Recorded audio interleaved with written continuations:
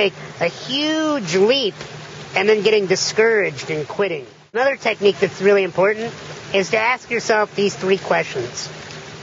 What are you good at? What do you love?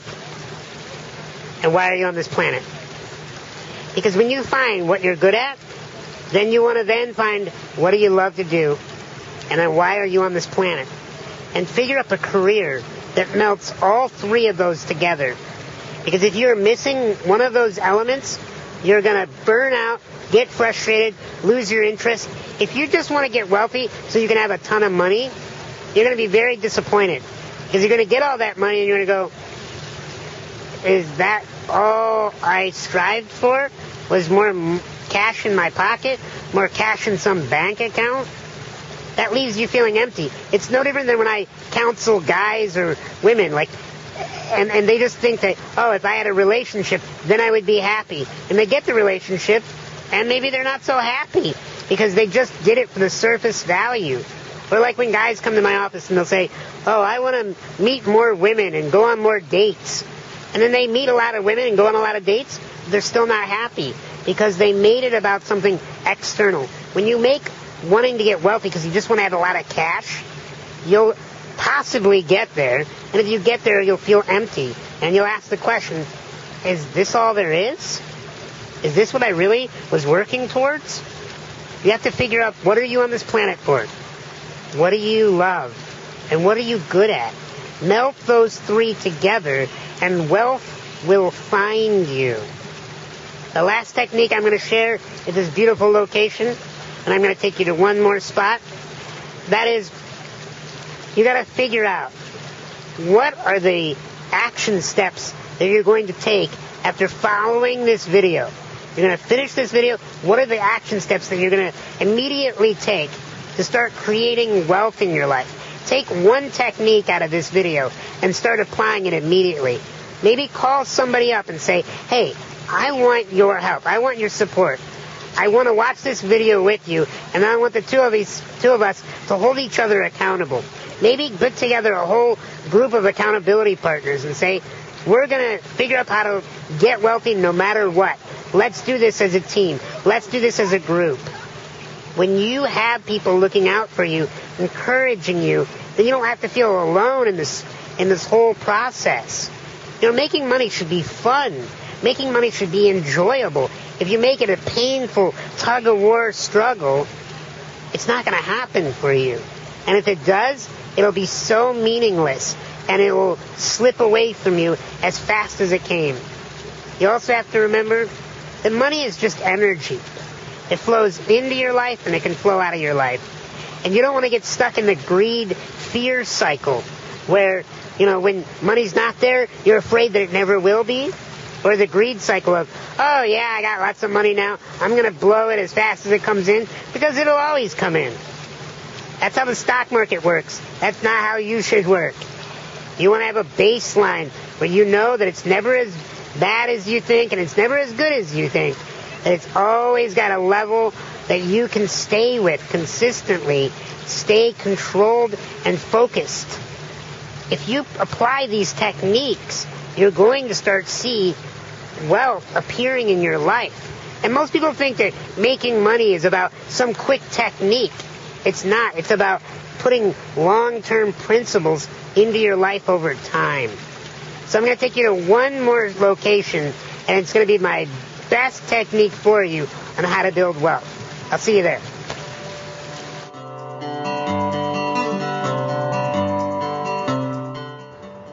So here we are. The last scene talking about wealth. And when you want to build your wealth, you're going to need to be around wealth. You're going to need to become comfortable with wealth. You're going to need to grow into wealth. I find that if you surround yourself with people who have created wealth in their life, and you go to places where wealth is flowing all over the place, you grow into it. And so what I have done is I've taken you to a friend of mine's home, a gorgeous condo overlooking the city of Chicago, and I want you to see that prosperity is possible for you. that here I am in this gorgeous place, feeling the wealth coming towards me. And that's what you need to do. Maybe you don't have friends with multi-million-dollar condos, so then just find the nicest hotel in your town. Go there for a cocktail. Go there for appetizers. If you don't even have money to do that, just put on your best clothes and just go to the hotel lobby bar and look around and listen to the conversations and feel comfortable with wealth coming your way. Prosperity awareness can also take place by going to your local car dealership and get to test drive your favorite vehicle that you've always wanted to own. Go house hunting. Go on tours of the kind of houses you want to own. Go try on the clothes that you want to buy. Get close to it, because as long as it's far away from you, it'll feel like it's always going to be. You need to get immersed into it and allow it to come to you.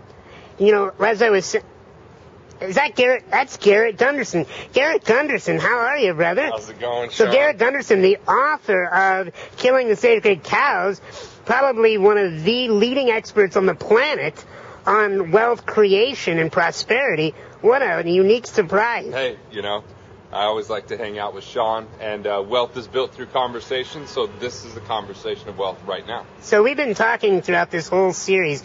I've been bringing them through health, wealth, and then we're going to finish up with the next video on relationships. And right now, we've been sharing about what are the techniques to developing wealth, more from the mindset strategies, and then learning that you have to surround it and create the environment for it. What is your certain techniques or philosophies on what does a person need to do immediately if they want to start developing wealth in their life? Financial wealth, that is. Okay, so financial wealth. Well, this is going to seem simple, yet trust me, it's completely profound. Is the first thing in the morning is your option for wealth. It's getting up and doing three things. Exercise, which has to do with health. Education, which has to do with wealth, because if you're educating yourself on your passions, on your abilities, so that you have more expertise, more ability to deliver value, and then finally enlightenment, which would have to do with, you know, meditation, gratitude, prayer, reality statements, you know, whatever that might be for you in enlightenment. If you start the day with those three things, you're creating better conditions for wealth, because now you're proactive, now you're more in tune with who you are, you're going to have more confidence, and you're not going to be reactive to the recessionary conversations going on. See, some people get stuck in survival, which is the opposite of wealth, because survival becomes selfish. We only think of ourselves when we're in survival mode. And the problem is, in order to be wealthy, we have to be delivering value to other people. Because someone that's genius but doesn't share it still is broke, right? But when we share it by solving problems, that's one of the ways to get wealthy, by serving others, and by creating tremendous value. And the way that you get clear about that is you focus and invest first and foremost in yourself, because you're your greatest asset. And I don't care, there's no rate of return, there's no investment, there's no saving, there's no discipline that will ever save the scarcity mentality. If you're in scarcity, you will destroy all opportunities. As a matter of fact, you probably won't even see the opportunity that's surrounding you. So that way, if you get your eyesight straight by starting that day with exercise, education, and enlightenment, you're going to have different conversations. Other things aren't going to bother you. They're not going to derail you or distract you. And ultimately, if you really want to be wealthy, is when soul purpose becomes your main driver, which is your unique combination of talents, passions, and values combined for your life's purpose. When that's your driver, then dollars follow that value you create with soul purpose. A lot of people, they wake up, they go, oh, how can I have more money? And if I only had more money? Those are weak questions. That's a weak conversation. A better conversation is, how can I help someone else? See, if I get in survival mode, or if I get into scarcity, which I get into, I'm not immune to this.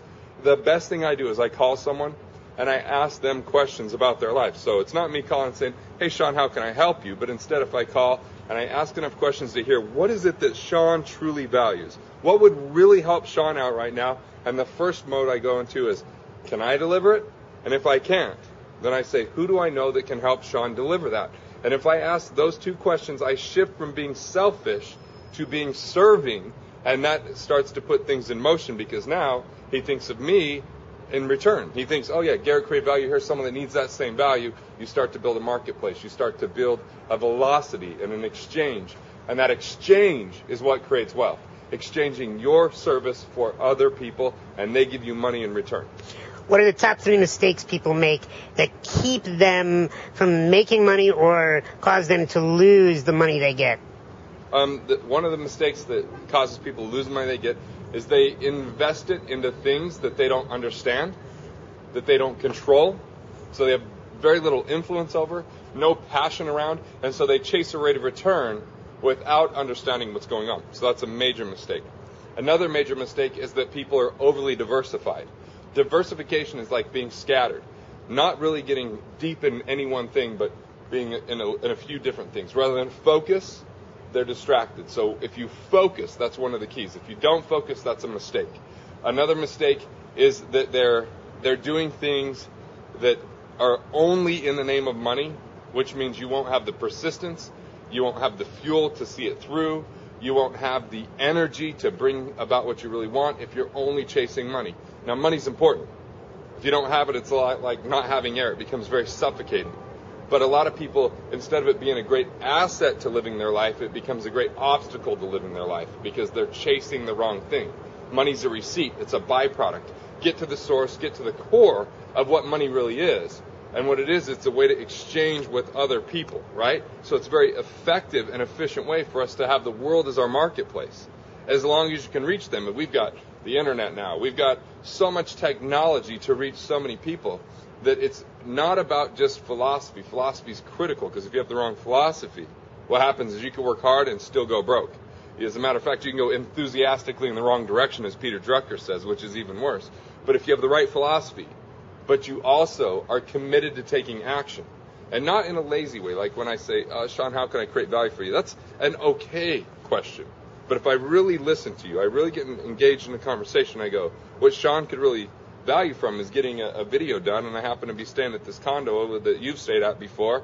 Well, let's get together and let's film something because that's a value, right? And now we've opened up a dialogue. I mean, it didn't take us long to get to know each other. It didn't take us long to start hanging out and wanting to work together because we had conversation. And that conversation wasn't one about complaining, because that's a major mistake in wealth, is when you're too busy complaining, you don't see the opportunity.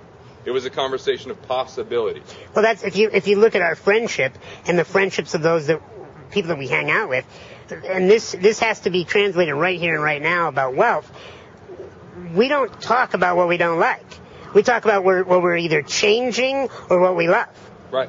Or what we're headed towards. Yeah, and part of wealth has to do with upgrading where you're spending your time and who you're spending the time with. If someone is constantly degrading, anything that's great or any possibility, or is, looks down upon wealth or looks down upon wealthy people, then you might feel guilty around them, or you might play smaller than what you're really capable of playing. I've been in groups where I just, when I'm around them, I get invigorated. I just spent some time with Patrick Gentempler today. It was like 2 hours of pure innovation and this raw energy and excitement, and it just one after another. We just brainstormed. We're finally recording it because we're like, this is great. We heard and filmed the video around it. See, that's powerful. That's wealth. And so, what are your conversations like? Who are you talking to? What are you talking about? And what are you committed to taking action on? For me, I had a situation in my life where I was making a really good amount of money, but I wasn't loving what I was doing.